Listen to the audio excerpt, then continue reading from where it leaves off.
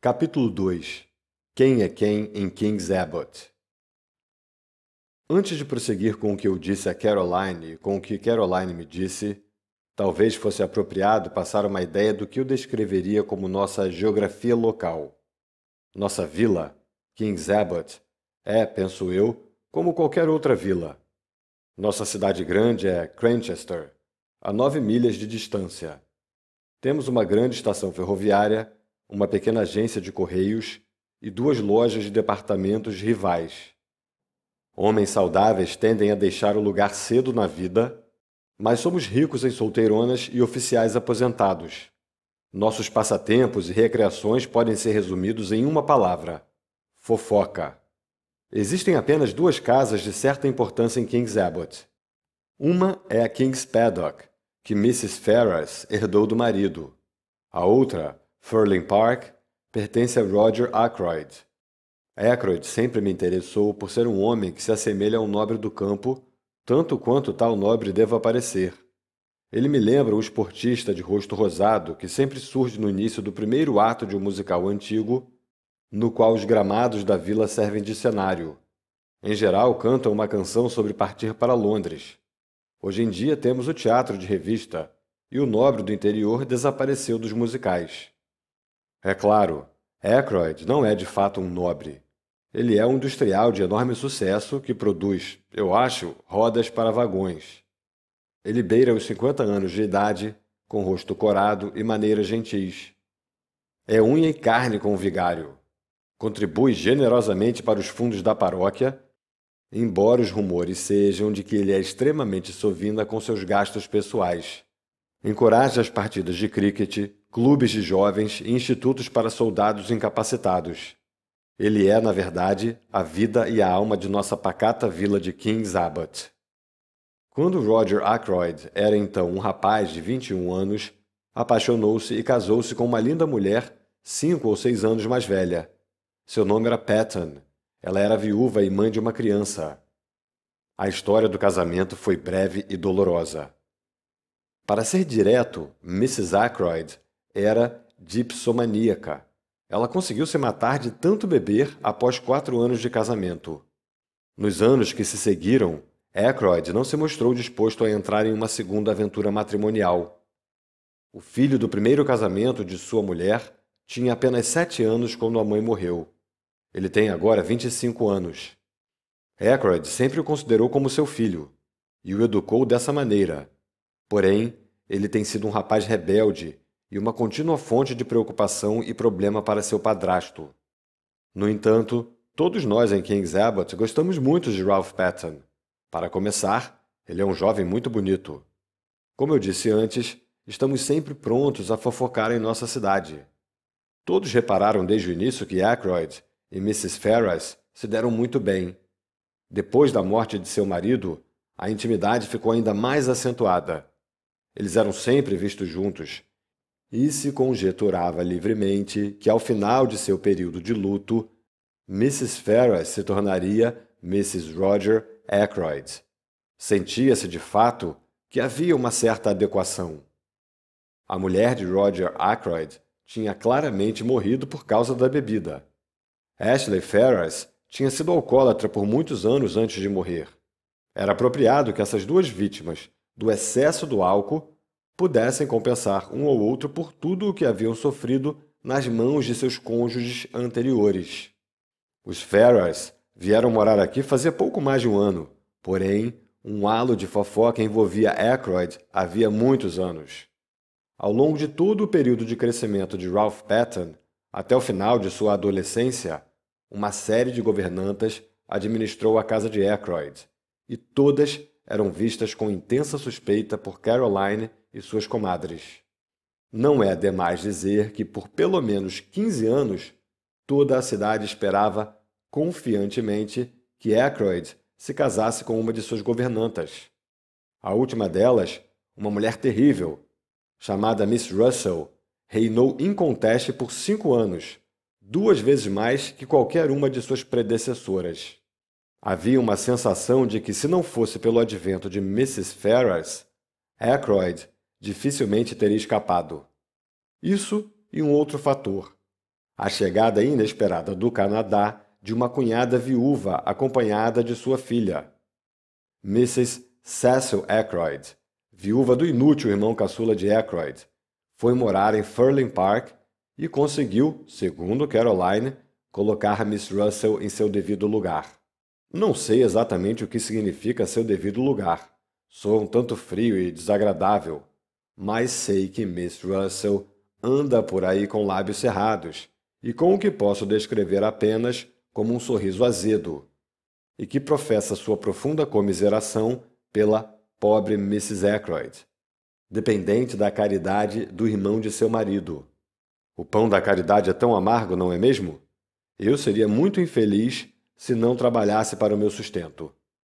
Desconheço o que pensava Mrs. Cecil Ackroyd do caso Ferrars quando soube dele. Era claramente vantajoso para ela que Ackroyd não se casasse. Ela era sempre bastante amável, para não dizer efusiva, com a Mrs. Ferrars quando se encontravam. Caroline diz que isso não prova nada. Essas eram nossas preocupações em King's Abbot nos últimos anos. Discutimos sobre Ackroyd e seus casos sob todos os ângulos. Mrs. Ferrars encaixou-se no seu papel no esquema. Houve agora um rearranjo do caleidoscópio. De conversas tranquilas sobre prováveis presentes de casamento, fomos lançados em meio à tragédia. Revolvendo esse e outros diversos assuntos em minha mente, cumpri minha ronda de forma mecânica. Eu não tinha nenhum caso em especial para cuidar, o que foi talvez bom, pois meus pensamentos retornavam continuamente ao mistério da morte de Mrs. Ferrars. Teria ela acabado com a própria vida? Claro que se tivesse feito isso, não teria deixado um bilhete para explicar o que tinha feito? As mulheres, em minha experiência, se decidem cometer suicídio em geral, querem revelar o estado mental que levou à ação fatal. Elas ambicionam a publicidade. Quando foi que a tinha visto pela última vez? Não fazia mais de uma semana. Suas maneiras na ocasião tinham sido normais, considerando tudo. De repente, lembrei-me de que a tinha visto. Embora não tivéssemos nos falado, ontem mesmo. Ela caminhava com Ralph Patton, e eu ficara surpreso porque não tinha ideia de que ele estivesse em King's Abbot. Eu, na verdade, achava que ele tinha finalmente brigado com seu padrasto. Não o tínhamos visto por aqui nos últimos 6 meses. Eles caminhavam, lado a lado, com as cabeças próximas, e ela falava com uma expressão bastante grave. Posso afirmar com segurança que foi então nesse momento que uma previsão do futuro me arrebatou. Nada palpável ainda, mas uma premonição vaga sobre como as coisas estavam se encaminhando. Esse tete-a-tete entre Ralph Patton e Mrs. Ferrars no dia anterior me impactou de forma desagradável. Eu ainda pensava nisso quando me vi frente a frente com Roger Ackroyd. Shepard! Ele exclamou. Exatamente com quem eu queria falar. Esta é uma situação horrível. Você soube então? Ele aqueceu.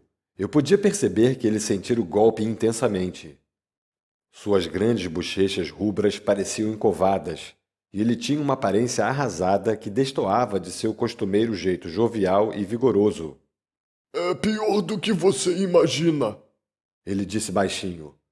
Olhe, Shepard, preciso falar com você. Você pode vir comigo agora? Não creio. Tenho ainda 3 pacientes para ver. E devo retornar ao meio-dia para ver os pacientes no consultório. Então esta tarde... Não, melhor ainda. Venha jantar esta noite. Às 19h30. Está bom para você? Sim, posso. O que há de errado? É Ralph? Não tenho ideia de por que disse isso, exceto talvez pelo fato de que frequentemente era sobre Ralph. Ackroyd me olhou estupefato como se mal tivesse entendido. Comecei a perceber que deveria haver alguma coisa bastante errada em algum lugar. Eu nunca tinha visto Ackroyd tão perturbado antes. Ralph? Ele disse vagamente. Oh, não é sobre Ralph. Ralph está em Londres. Droga! Lá vem a velha Miss Garnett. Eu não quero ter de falar com ela sobre esse assunto horrível. Vejo você hoje à noite, Shepard, às 19h30. Sacudi a cabeça afirmativamente, E ele saiu apressado e me deixou pensando. Ralph, em Londres? Mas ele certamente estivera em King's Abbot na tarde anterior. Ele deve ter retornado para a cidade ontem à noite ou hoje cedo pela manhã. Ainda assim, o jeito de Aykroyd transmitira uma impressão bastante diferente. Ele falara como se Ralph estivera longe dali há meses. Não tive tempo para decifrar esse assunto. Miss Gannett já tinha me alcançado, sedenta por informação. Miss Gannett tem todas as características de minha irmã Caroline. Mas lhe falta aquela infalível pontaria ao pular para conclusões, o que dá um toque de grandeza às manobras de Caroline. Miss Gannett estava sem fôlego e inquisitiva. Não era triste o que acontecera com a pobre querida Mrs. Ferrars? Muitas pessoas estão comentando que, com toda a certeza, ela consumia drogas havia anos. Era tão maldosa a maneira de as pessoas comentarem. E ainda assim, o pior era que sempre havia um quê de verdade em algum lugar dessas afirmações loucas. Não há fumaça sem fogo. Estão dizendo também que Mr. Aykroyd descobrira isso e rompera o noivado. Porque existia um noivado. Ela, Miss Gannett, tinha provas incontestáveis disso. É claro que eu deveria estar sabendo tudo a respeito. Os médicos sempre sabiam, mas alguma vez falavam? Tudo isso dito com pequenos olhos perspicazes sobre mim para ver como eu reagia a essas declarações. Felizmente, a longa associação com Caroline tinha me levado a preservar uma face impassível e eu estava pronto a emitir pequenas observações não comprometedoras. Nessa situação, parabenizei Miss Gannett por não aderir a fofocas maldosas. Um ótimo contra-ataque, pensei. Deixei-a em dificuldades e antes que pudesse se recompor, eu já tinha seguido adiante. Fui para casa pensativo, para encontrar vários pacientes me esperando no consultório. Já havia dispensado o último, eu achava, e estava no jardim meditando por alguns minutos, quando percebi que mais uma paciente me aguardava. Ela se levantou e caminhou na minha direção enquanto eu permanecia surpreso. Não sei por que eu deveria estar surpreso, a não ser pelo fato de que há uma impressão de saúde de ferro em relação a Miss Russell. Algo que está além das debilidades da carne. A governanta de Aykroyd é uma mulher alta, bonita, porém de aparência ameaçadora. Ela tem um olhar severo e lábios cerrados, e eu me senti como se eu fosse um empregado subalterno ou ajudante de cozinha que precisaria correr para salvar minha vida sempre que a ouvisse chegar. "Bom dia, Dr. Shepard", disse Miss Russell. "Eu ficaria muito grata se o senhor examinasse meu joelho." Dei uma olhada, mas, para ser sincero, fui nem um pouco sábio ao fazer isso. O relato de Miss Russell sobre dores vagas era tão pouco convincente que, com uma mulher de caráter menos íntegro, eu suspeitaria de uma história forjada. Cruzou minha mente por um instante que Miss Russell poderia ter deliberadamente inventado essa dor no joelho com o intuito de me interrogar sobre o assunto da morte de Mrs. Ferrars. Mas logo percebi que, ao menos nesse momento, eu a julgara mal. Ela fez apenas uma breve referência à tragédia e nada mais. Porém, parecia disposta a ficar por ali conversando. "Bom, muito obrigada por essa pomada, doutor", ela disse por fim. "Não que eu ache que vá fazer algum bem." Eu também não achava, mas protestei por dever. Afinal, mal não faria. E devemos aderir às ferramentas da profissão. "Eu não acredito em todas essas drogas", disse Miss Russell. Seus olhos corriam desdenhosos pela minha coleção de frascos. "Drogas fazem muito mal. Veja o hábito da cocaína." Bem, no que concerne a isso, "É bastante difundido na alta sociedade." Tenho certeza de que Miss Russell sabe muito mais sobre a alta sociedade do que eu. Nem tentei argumentar com ela. "Apenas me diga, doutor", disse Miss Russell. "Imagine que de fato o senhor seja um escravo do hábito da droga. Existe alguma cura?" Não se pode responder a uma pergunta dessa assim de improviso. Fiz uma pequena preleção sobre o assunto e ela ouviu com bastante atenção. Eu ainda suspeitava que ela buscasse informação sobre Mrs. Ferrars. Agora, por exemplo, Veronal. Continuei. Mas, estranhamente, ela não parecia interessada em Veronal. Ela mudou de assunto e me perguntou se era verdade que existiam certos venenos muito raros que não podiam ser detectados. Ah, eu disse. Você andou lendo histórias de detetive? Ela admitiu que sim. A essência de uma história de detetive, Eu disse, é ter um veneno raro, se possível algum da América do Sul, do qual ninguém ouviu falar. Algo que tribos selvagens remotas usam para envenenar suas flechas. A morte é instantânea, e a ciência ocidental é impotente para detectá-lo. É a algo assim que você está se referindo? sim, existe isso? Balancei minha cabeça pesarosamente. Receio que não. Existe o curare, é claro. Dei-lhe bastante informação sobre o curare, mas ela parecia mais uma vez ter perdido o interesse. Ela me perguntou se eu tinha algum veneno em meu armário, e quando disse que não, creio que caí em seu conceito. Ela disse que tinha de voltar, e eu a vi passar pela porta do consultório no instante em que soava o gongo do almoço. Eu jamais suspeitaria que Miss Russell gostasse de histórias de detetive. Divertia-me muito imaginá-la saindo do seu quarto de governanta para repreender uma empregada delinquente e então retornar a uma confortável leitura de O Mistério da Sétima Morte, ou algo do gênero.